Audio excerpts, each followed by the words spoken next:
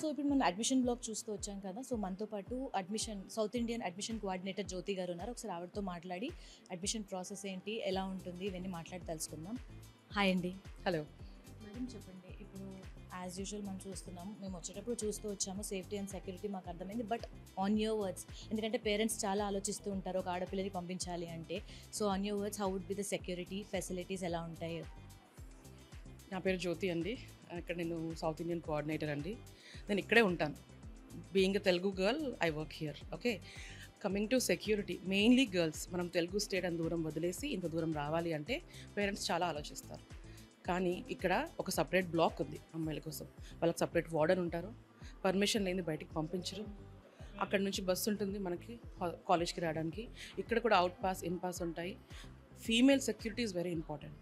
ఆ విషయంలో మనకి మొత్తం సెక్యూరిటీ ఎలా ఉంటున్నారంటే, బయటికి వెళ్ళాలన్న పర్మిషన్ ఉండాలి, లోపల రావాలన్న పర్మిషన్ ఉండాలి. కాలేజ్ టైమింగ్స్ ఇవి అయిపోగానే ఇక్కడ నుంచి డైరెక్ట్గా బస్ ఎక్కి హాస్టల్కి వెళ్ళాలి. అక్కడికి బయటికి రానివ్వరు. Unless it is very important, బయటికి రానివ్వరు.